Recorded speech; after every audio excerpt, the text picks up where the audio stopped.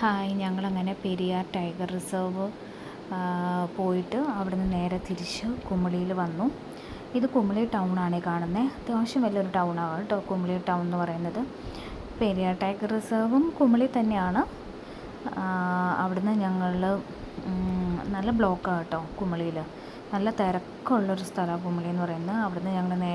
അവിടുന്ന് നേരെ കമ്പം റോഡിലേക്ക് കയറി ഞങ്ങൾ കമ്പം വരെ ഒന്ന് പോയി കറങ്ങിയിട്ട് വരാമെന്ന് വിചാരിച്ചു. തെനി കുറച്ചുകൂടി ദൂരമുണ്ട്, അപ്പോൾ അതുകൊണ്ട് തെനി വേണ്ടാന്ന് വെച്ച് ഞങ്ങൾ കമ്പം പോയിട്ട് വരാമെന്ന് പറഞ്ഞ് ഞങ്ങൾ അങ്ങോട്ട് കയറുകയാണ്. പോകുന്ന വഴിക്ക് ചാക്കോച്ചിക്ക് കുറേ കുരങ്ങന്മാരെ കാണിച്ചു കൊടുത്തു കേട്ടത്. അവിടെയൊക്കെ കുറേ കുരങ്ങന്മാരിരിപ്പുണ്ട്.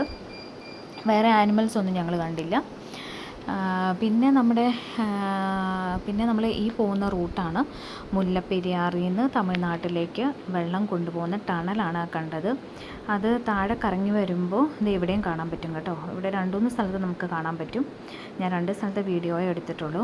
ഇതാണ് ആ ടണൽ. മുല്ലപ്പെരിയാർ വെളിയിൽക്കൂടെ നോക്കിയാൽ കാണാം.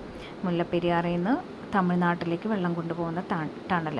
ഞങ്ങൾ താഴെ കമ്പം എത്തി. കമ്പം എന്ന് പറയുന്നത് നല്ല പ്രകൃതി രമണീയമായൊരു സ്ഥലമാണ്. അറിയാവുന്നവർക്കറിയാം. ഇവിടെയാണ് ഏറ്റവും കൂടുതൽ പച്ചക്കറിയും ഫ്ലവേഴ്സും എല്ലാം കൃഷി ചെയ്യുന്നത്. ഇവിടെ ദേവിയുടെ പാടമെല്ലാം നല്ല കൃഷിയാണ് കേട്ടോ. അതിനിടയ്ക്കൊരു തമിഴ്നാട് വണ്ടി, ഒരു KSRTC ഭയങ്കരമായിട്ട് ഓണടിച്ച് കയറിപ്പോയേ. ഇവിടെ നല്ല കൃഷി സ്ഥലങ്ങളാണ് കേട്ടോ. ഇവിടെ ഫുള്ള് 2 സൈഡും നല്ല കൃഷി സ്ഥലങ്ങളാണ്. അവിടെ എല്ലാം നല്ല മാവ്, തെങ്ങ്, അങ്ങനെ ഒത്തിരി ഉണ്ട് കേട്ടോ. പാടത്തൊക്കെ ഒത്തിരി കൃഷികളുണ്ട്. പിന്നെ നമുക്ക് ഇവിടെ തന്നെയാണ് മുന്തിരിയൊക്കെ ഉള്ളത്. മുന്തിരിത്തോട്ടം നമുക്ക് കാണാം കേട്ടോ. മാവും തോട്ടം കാണാം. അത് എന്തോരം മാവാന്ന് നോക്കണേ. പിന്നെ നമ്മളിങ്ങ് വരുമ്പോൾ തെങ്ങ്, മുന്തിരിത്തോപ്പൊക്കെ കാണാം.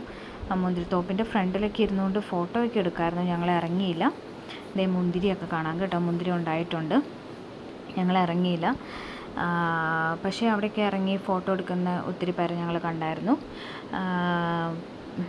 നല്ല ഭംഗിയാട്ടോ കാണാനായിട്ട്. പിന്നെ ചാക്കോച്ചി ആണെങ്കിൽ വണ്ടിയിൽ ഇരുന്നുകൊണ്ട് ഡ്രം അടിക്കുന്നു. അവൻ ഭയങ്കര എൻജോയ്മെൻറ്റിലാണ്. ഭയങ്കര ഹാപ്പിയാണ് അവന്. ഇത് പുതിയത് മേടിച്ചാൽ കേട്ടോ. അപ്പോൾ കുറച്ച് നേരം അതും കൊണ്ട് ഇരുന്നോളും. അത് കഴിയുമ്പോൾ ഏലുവിന് കൊടുക്കും. ഇപ്പം ഏലുവിന് കൊടുക്കത്തില്ല. ഏലുവിന് പിന്നെ അവൻ്റെ ഉപയോഗം കഴിഞ്ഞ് കഴിയുമ്പോൾ അവൻ ഏലുവിന് കൊടുക്കുകയോ ചെയ്യുന്നത്. പിന്നെ ഞങ്ങൾ അത് കഴിഞ്ഞ് ഞങ്ങൾ അവിടെ ഇങ്ങനെ ഫാമിൽ നിന്ന് പറിച്ചിട്ട് മുന്തിരി സെയിൽ ചെയ്യുന്നുണ്ടായിരുന്നു. അപ്പോൾ നല്ല ഫ്രഷ് മുന്തിരി. അപ്പോൾ ഞങ്ങളത് മേടിക്കാമെന്ന് ഓർത്ത് അവിടെ വൈനൊക്കെ അവരിട്ട് വെച്ചിട്ടുണ്ട് കേട്ടോ. വൈനൊക്കെ അങ്ങനെ സെയിൽ ചെയ്യുന്നുണ്ട്. മുന്തിരി മേടിക്കാമെന്ന് ഓർത്ത് ഞങ്ങൾ ഇറങ്ങി. അപ്പോൾ ചേച്ചി അവിടെ മുന്തിരി മേടിക്കാൻ വേണ്ടി പോയി. ചാക്കോച്ചി, മേലും ഞാനും വണ്ടിയിലിരിക്കുമായിരുന്നു. ചേച്ചി ആദ്യമേ 3 ബോക്സാണെന്ന് എനിക്ക് തോന്നുന്നു. 3 ബോക്സ് മേടിച്ചിട്ട് വന്നു കേട്ടോ. 3 ബോക്സ് മേടിച്ച് ആൾ ഡിക്കിയിൽ വെക്കുവാണേ. അപ്പോൾ അന്നേരം ഡിക്കിയിൽ വെക്കുന്ന സമയത്താണ് പറഞ്ഞത്, അയ്യോ എൻ്റെ പിള്ളേർക്കും കൂടി മുന്തിരി മേടിക്കാമായിരുന്നു എന്ന്. വേറെ ആരുമല്ല, ഇച്ചയുടെ പിള്ളേരെന്ന് പറയുന്നത് നിങ്ങൾ വിചാരിക്കുന്നുണ്ടാവും ഇച്ചയ്ക്ക് ഇനി വേറെ പിള്ളേരുണ്ടോയെന്ന്. പിള്ളേരെന്ന് പറയുന്നത് ഇച്ചയുടെ സ്റ്റാഫുകളെയാണ് ഇച്ച പിള്ളേരെന്ന് പറയുന്നത്.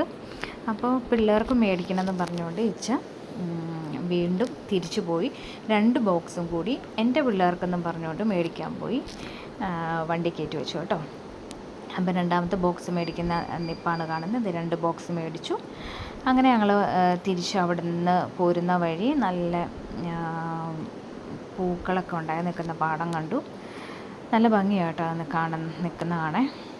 അങ്ങനെ ഞങ്ങൾ അവിടെ നിന്ന് തിരിച്ച് നേരെ തേക്കടിക്ക് തന്നെ പോകുന്നു. അപ്പോൾ വീഡിയോ കണ്ടിന്യൂ.